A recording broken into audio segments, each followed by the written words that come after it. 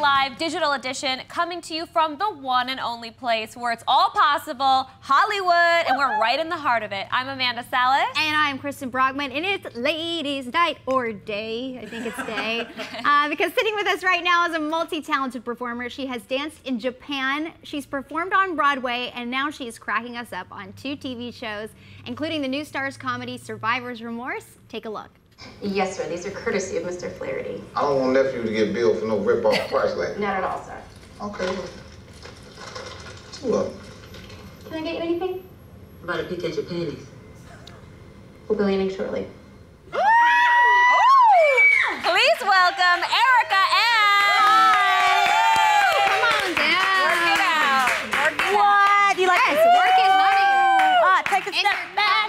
Yeah, those leggings. Thank you. They're cotton pleather for all of my animal rights activist fans out there. Cotton pleather. I just have to start, Erica, by giving you a high five because in 2008 you were the 5th African-American cast member on Mad TV. High five! High five! Thank you very much. Very, very, very cool. Thank you. Love that. I was on my way to being some number of African-American on SNL as well. I tested for that. Recently? Yes, last year, as a matter of fact. I was one of that secret group of girls who tested for that. And they decided not to go with me, and that's okay. Because it opened me up to be able to continue to do Real Husbands of Hollywood as well as Survivor's Remorse. And I could not be happier. Everything happens for a reason, It's right? everything. I'm a big believer in that. Well, let's talk about Real Husbands of Hollywood. All right. Bridget. Now, yes, you're playing Bridget, who is the crazy ex-wife. Well, she's kind of You crazy, can call her right? crazy. Yeah. Of She's Kevin Hart. modified crazy. Yeah. Of Kevin Hart. Now, we have actually had Kevin Hart's real ex-wife here in the studio, Torrei Hart. Yes. We loved her. Yes. Do you think that any of your character could be based off Torrei? Here's what I always say, and I'm you know? so happy that you asked me that question because I love to set the record straight. My character is in no way based on Torrei. As a matter of fact, I did not meet Torrei Hart until after we had taped season 3. Oh, okay. So I was 2 seasons in, so that character was completely something in my mind. And I had a lot of freedom with it because, you know, the other wives are actually married to their husbands on the show. Like Boris is actually married to Nicole, Tisha's actually married to Dwayne, and I'm the only sort of fake wife on the show. So it kind of gave me license and liberty to be as crazy and rache. That's that new kind of ratchet. Bridget is rache. Or clatchet. Exactly. Exactly. Clatchet. I like that. I'll clatchet. So it gave me license to kind of do her and make her super fun and just get, you know, she started off as kind of a one-day player and her characters evolved into like this big recurring, you know, person in the show, which I think is really great. And it validates the choices that I made in terms of making her a little crazy and just fun to watch. So when I actually met Torrei for the first time, I sort of came with like my white flag waving like, hi, sorry, I'm Erica, sorry, nice to meet you, sorry, you know. And she was like, girl, don't even worry about it. She was such a great sport about it. And she didn't, that's great. You know, I think that she's a lovely person. And I'm so happy for her on her show, Hollywood Exes, and for her new drink that, you know, she just came out with her mixer. She brought us some in.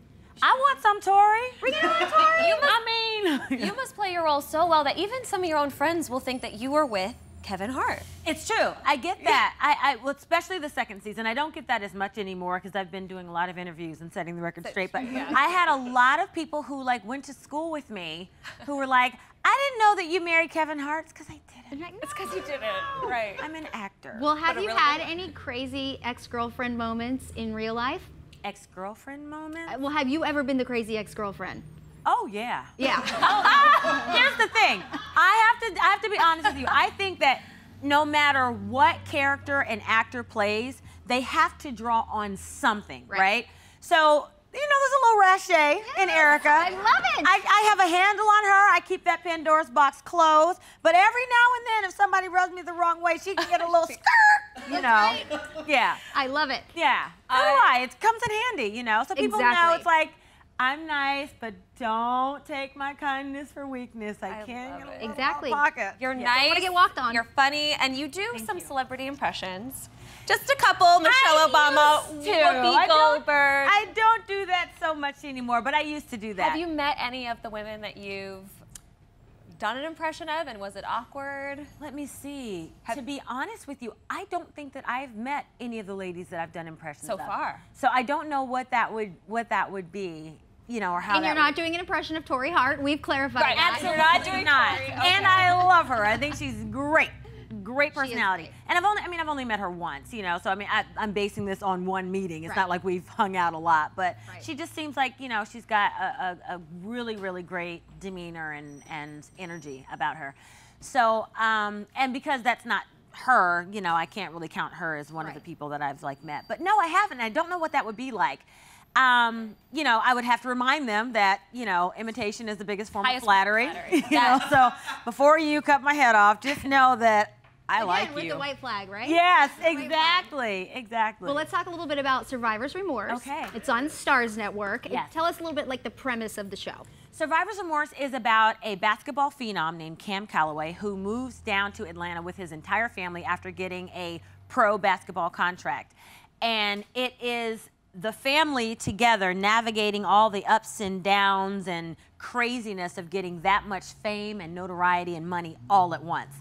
And it's a real look at the behind the scenes of basketball, because you've got so many basketball fans. They love the game, but people really want to know, with this culture being so caught up in reality TV, people want to know how the lives of these people are off the court, behind the scenes. Like, we'll see, you know, the things happen like with the guy who was in the news recently for disciplining his child in a way that many people didn't agree with.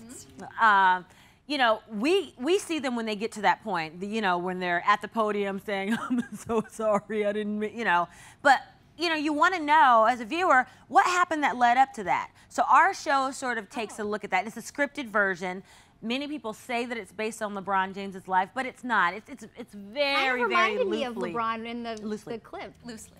Yeah, I mean, yeah, it's very loosely, if anything. And actually, the character that would sort of be loosely based on LeBron was not Mike Epps. It's actually Jesse Usher, who plays Cam Calloway. Mike Epps plays our uncle. And you play Cam's sister. I play Cam's sister, Mary Charles Calloway. Flirty and frisky. She is flirty, frisky, she is brazen, she says whatever is on her mind, and she makes no apologies. I love her. Well, Yes. we saw in the clip also, you know, she was wanting the panties. Yeah. So she is very, we would call her very out and proud. Very out and proud. And today Absolutely. is Glad put on a day called Spirit Day, October 16th. And that's why we're wearing purple today. Oh, my toenails are And your purple. toenails Yes, are that's purple. right, your purple toenails. Don't get too close. I don't know how the manicure No, it's pedicure great. situation Any kind of purple is But just good like for get it from like a Spirit Day. distance, like soft focus on the toes so they can see that purple is there.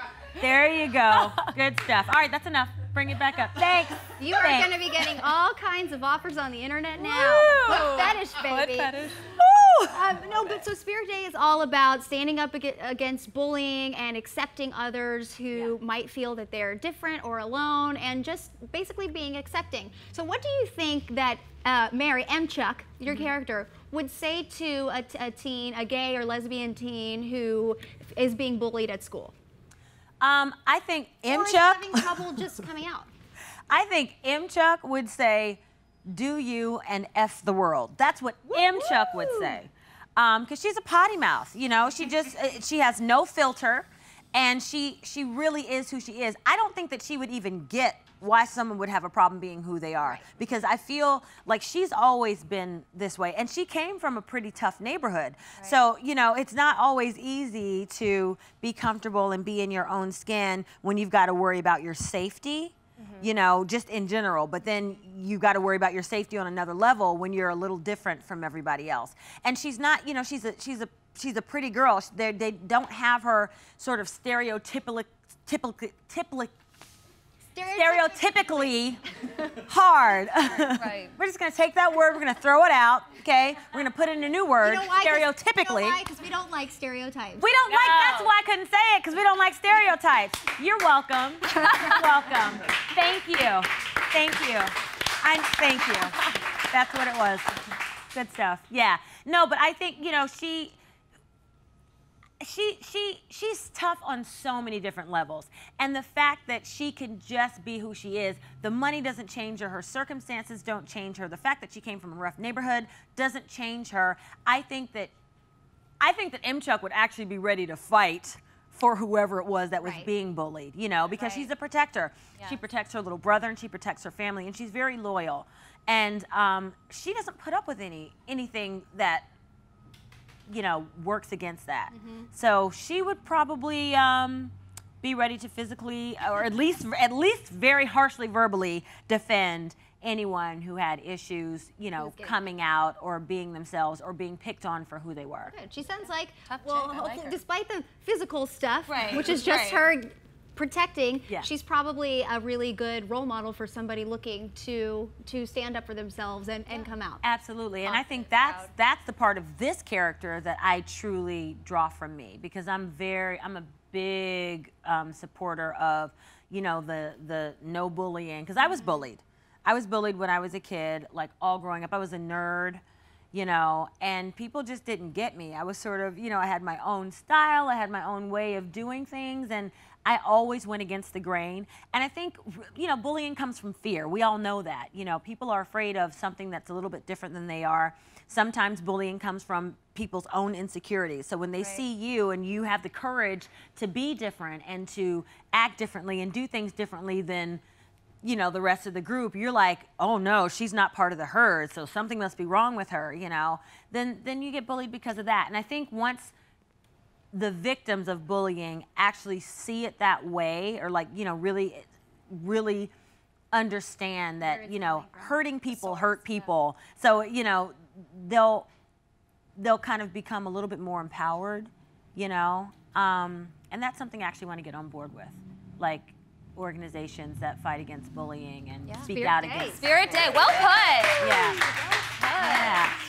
All right, well, wait, I wanted to ask one more thing. Oh, I have Twitter question. We're getting cut off. Twitter question. Twitter question. We have a fellow comic at I Give Good Nooch says, hey, Erica Ash, how did you transition from being a struggling comic to being able to live off comedy? A great question.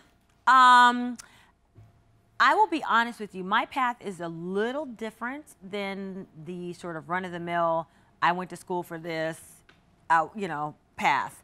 I have been fortunate and very blessed to never have had to do anything else. I have always lived off this. Now, I've not always lived well, but I've never had to take on the supplemental, you know, job and do other things. It's always been acting. When I first moved back, because I started my career in Japan, I went to school at Emory University and I went to school for medicine. And when I graduated, I was not sure if I wanted to continue in medicine, so I decided to take a year off. And when I went overseas to Japan, which is where I took my year off, that's where I fell into this whole performing arts thing. And coming back, I actually entered a contest upon coming back to the U.S., and I won first place. So they had to pay me every month for 3 years. Ooh. So that, I guess, would have been my supplemental income. What a great supplemental. But get it. Holler! Get it. Holler! Not mad at that. Yeah. So, but I mean, I would definitely say, you know, tighten up. Tighten up. Don't go beyond your means. Don't look around at what everyone else has, and don't compare yourself to other people, because then you'll think, oh, I've got to get this, I've got to be doing this, I've got to have this. You know, work within your means and then manifest it. I'm a big believer, and you can, you know, if you think it, if you dream it, if you know, build it, it will come kind of thing. Yeah, so I feel like I've manifested a lot of things that have come to me. Inspirational. Holler, I like that. Well, Erica, thank you so much for coming in. Love you, love your energy. Thank you. And you guys make sure to check out Erica on Survivor's Remorse, Saturdays on Starz, and of course on Real Husbands of Hollywood, Tuesdays on BET. And keep watching for more of the latest Hollywood news and celebrity interviews right here on Bite Size TV.